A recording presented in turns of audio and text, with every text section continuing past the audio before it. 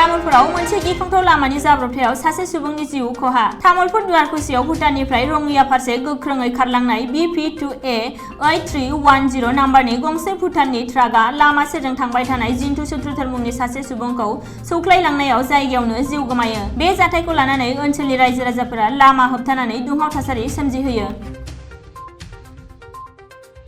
पल्टन बाजार पुलिसआ गुवाहाटी नोगोरमानि रेहाबारियाव थानाय कामरुपा जलनिफ्राय आयेन बेरेखायै हादोराव हाबफैनाय गासै सा 26 म्यानमारनि लाइमोनफोरखौ हमनो हायो। हमजानाय गासै सा 26 लाइमोनफोरनि गेजेराव सा 10 हिनजावसाफोरबो दंमोन। हमनो हानाय लाइमोनफोरनिफ्राय नकल भटार कार्ड, आधार कार्ड आरो सोलोंथायारि फोरमानलाइफोरखौ बोखांनो हायो।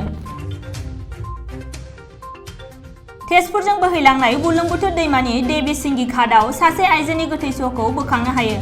25-30 बोसोर बैसोनि आइजोनि गोथै सहखौ निमाथि घाटआव सोमजिनाय नाव जाब्रबथायनि जानो हागौ होननानै सन्देह खालामनाय जादों। अदेबानि बोखांनो हानाय आइजोनि गोथै सहखौ सिनायथिनो हायाखैमोन।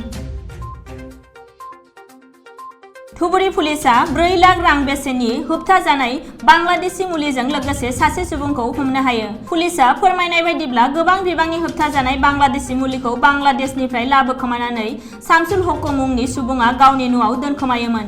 लोगोसे शामसुल हक्कुआ होबथाजानाय मुलिखौ आसामनि गुबुन गुबुन जायगाफोराव फालांगि खालामबोदोंमोन। नगाव सोहोरनि सेनसुवायाव गारि पार्किंखौ लानानै बिजेपिनि मावथिआ सासे बिबुंगिरिखौ गाग्लोबनाय जाथाया दुंहाव थासारि सोमजिहोदों।